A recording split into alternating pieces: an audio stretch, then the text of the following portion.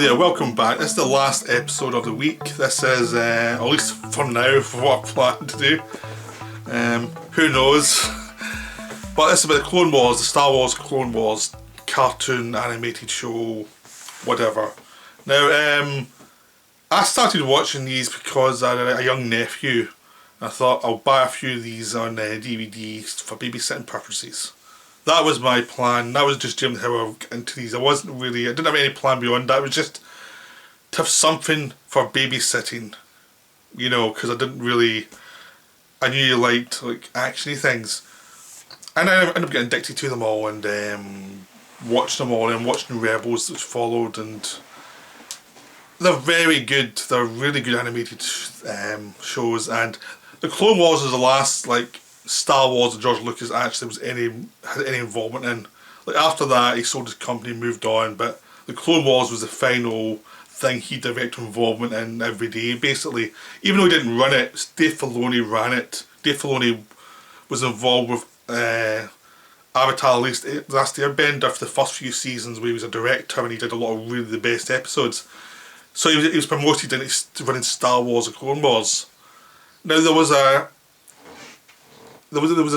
two Gendry Tartakovsky animated Clone Wars before that are no longer canon, but they're still very good, very interesting. But this stuff, the Clone Wars animated things, is now viewed as canon.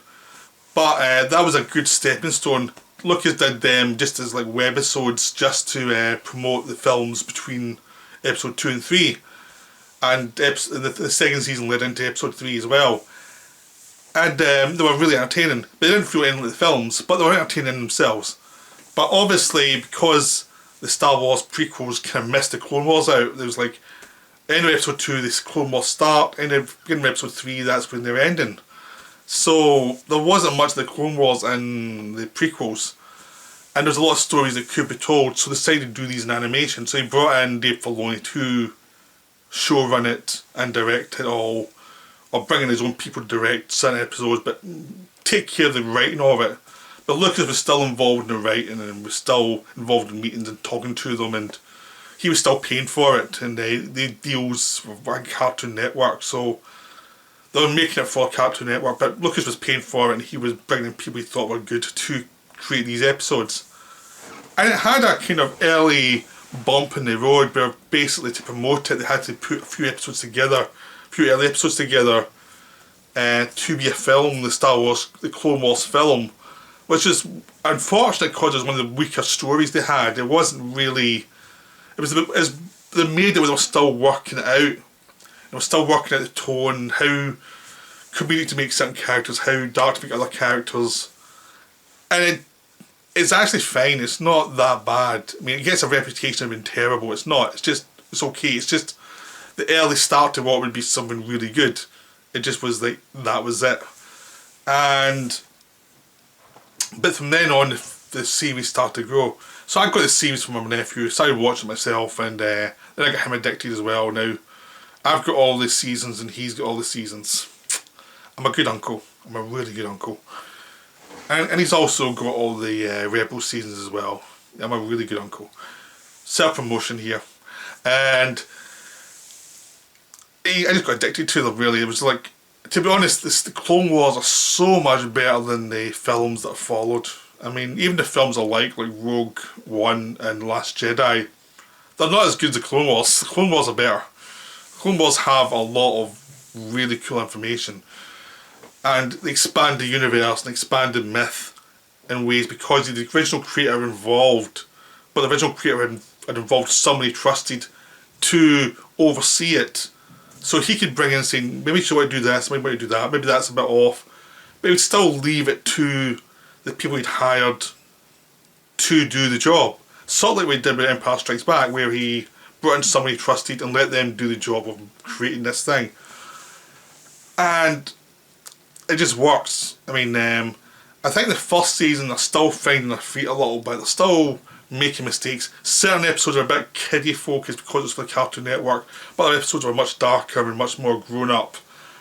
And I was starting to get the idea of the war being something that was epic and it was never ending, and the idea of you going from one story to the other, but people are getting worn down by the endless wars, and you're getting all these different characters. There's always be like 4 parts of every story, so it'd always be like a mini film. So basically, you'd put an hour and a half film every split into 4, and there'd be like 6 of them every season. So you basically get 6 films every year, 6 Star Wars films every year.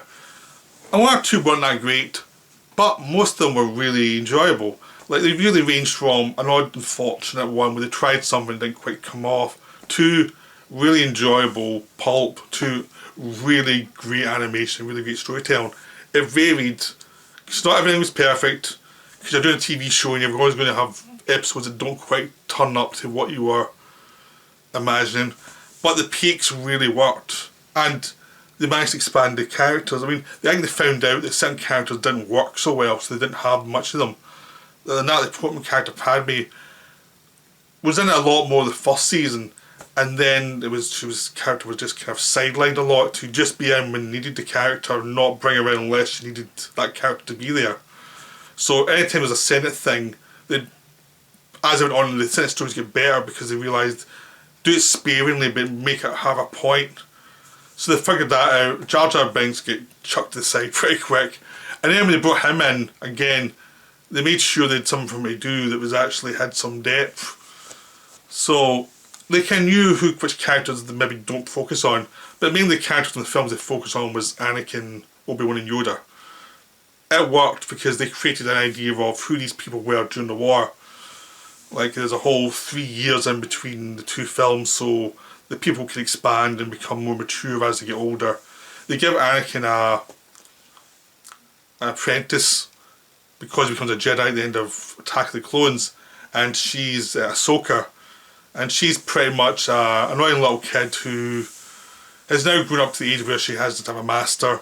And unfortunately, because she has a master during the Clone Wars, but she has Anakin who actually likes her, and he's much more warmer to her than Obi-Wan was to him in some ways. So they create a nice rapport where he can mock her and call snips, and she can mock him for his reputation for being impulsive and being a bit of a show-off, and they like each other, and it's a very good character thing where by having him mentor her, he matures, and she matures by being mentored by him, and it brings out the best in him. So the character becomes a much more humane character. So when you hit the fall to Darth Vader later on, it's a much more tragic fall, because you have more time to set up than you did in the films. With the films you had certain beats to hit and then you turned into Darth Vader.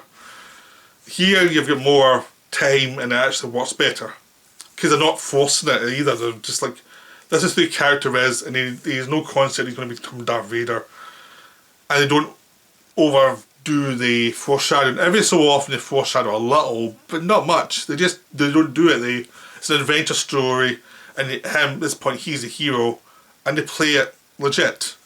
Obi-Wan becomes a much more interesting character as well, because he deals with people he falls in love with and people who betray him. And Darth Maul comes back from Phantom Menace, becomes a much more intriguing villain. So if you saw Solo, you wonder why is Darth Maul there. If you see the Clone Wars and Rebels, his whole arc is done there. And it's a really interesting arc, and it's really well done. And he hates Obi-Wan. He really wants revenge on Obi-Wan. Anyone else around him's fine, but Obi-Wan's the guy he wants revenge on. And all these characters start to evolve. Yoda becomes, you see more Yoda in the Jedi Council and dealing with the politics, but also just dealing with people around him. So Yoda gets more time as well, an idea of who Yoda is to the Force and what the Force is. Yoda gets a lot of the myth storytelling. And in that area, Anakin comes into that as well, because he's a big part in the myth. So it's just a lot of stories, and they've had time to tell them, and they've had time to have character moments, and it just works. It's just very enjoyable. I think people always go into it thinking, oh well, I wasn't a big fan of prequels, why do I need to watch this? And then you start watching it and watching it more and more, and it becomes what you thought the prequels were going to be. Really, this is what you thought the prequels were going to be, is Clone Wars. Because you've got Anakin and Obi-Wan fighting throughout, you've got all these adventures going on, and you've basically got like 6 years of Clone Wars and 6 years of what you thought the prequels would be. And that's why I think there is a kind of weird split, I think, with Star Wars fans now, is like, if you've seen the Clone Wars and the prequels, they're one, really. You can't really talk about the prequels with the Clone Wars, they're kind of like one thing now. And why people are now a lot nicer with the prequels is because Clone Wars gives them a lot more context, and it takes away some of the flaws, so they don't feel so flawed anymore. It's just like, yeah, the mistakes were made, but the Clone Wars addressed them and sorted it. So to me, Clone Wars and the prequels are just like one big thing. I think for a lot of people they are one big thing that's really, really impressive. You see the whole thing. Then you have the Star Wars original trilogy, then you've got these messes, the Disney mess. And Rebels is kind of like part of the original trilogy set, because it takes place just before the original trilogy starts and goes through the original trilogy. So Rebels is kind of a part of the original trilogy. Clone Wars is the prequels, and they're both very good shows, but Clone Wars is better. So I mean, like so I mean, in the films, the original trilogy is better, but in animation, the prequel era is better. You know, that's just the way it works out. But they really kind of deliver a lot of storytelling around about these areas in a lot better way than the new films do, because they don't have to like throw in stuff at you all the time. Like, do you remember this from the sequels? Do you remember this from the prequels? They don't have to do that. It's like, you see Star Destroyers all the time. It's just part of the world. Who cares? It's that kind of thing where it's like it's like, what are you going to do? The story is a big thing. So you go into the world of the bounty hunters a lot more in the Clone Wars and Rebels. You go into the world of the different levels of the Senate and who the Senate represents and all the different worlds of the people who are involved in the wars. You get to see the beginning of the rebellion, and you find out that Anakin started a rebellion before he turned Darth Vader. Because at a certain point, as they were fighting the Clone Wars, they realised he needed to train certain people as insurgents against the Separatists. So these people who he trained were the people that ended up becoming a rebellion after the Republic became the Empire. They just turned around and started fighting the Empire. And they were all trained by the Anakin character and the Ahsoka character. So there's all these weird ironies that are in, if you've seen the whole thing, that aren't really in there, you just see the films. And that's the big thing, is the Clone Wars is a big part of Star Wars, but not a lot of people have seen it. I think people are now catching on to it. I think people start to see it as they get older, there's word of mouth, and it's like, no, you have to see Clone Wars. Clone Wars is something. Because I think if I've seen Clone Wars, a lot of time I've just seen the film, and the film isn't that good. It's the weakest part of Clone Wars. But the actual, when you get into Clone Wars, you get a lot of stuff with the clones as well. Like, the clones are characters, even though they're all got the same face, they develop into different characters. Some of them shave off their hair, some of them dye their hair, they grow beards, they get scars, and they become very different people from each other as they go through different experiences. And they become really important characters in the Clone Wars show, and even in Rebels as well. And so by the time Order 66 happens in the Clone Wars, in the latest episodes, it's a moving experience, because you know some of the characters at that point, and they're having to kill people that they're friends with. So it's a really wonderful show, and it's I'm pretty sure this is not a video for most people who watch my videos. This is a bit off to the side. I'm just doing it because I want to do a video on the Clone Wars. But it is wonderful. Clone Wars is a wonderful show. The animation is very basic, because they had to churn it out at a very quick rate. So they don't try and be like the most beautiful animation, but within the style they choose, you can get a lot of emotion out of it. Especially with the idea where you're dealing with a universe which is full of abstract creatures. So the people who look the most odd are the humans. So it creates a weird tone. But even the humans' animation, they get better pretty quickly, and you get used to it, and it's just that style that's in this world. That's the Clone Wars style, and you get used to it, and you can read it the same way you can read any other style in any other film. It's just like, that's the style they've chosen, that's what we follow. And that's it, but it really works. So I hope you enjoyed this video. I hope you check out Clone Wars. Clone Wars is terrific. It's now finished. They actually went back and shot the final 12 episodes, because it was cancelled before it finished because Lucasfilm was sold.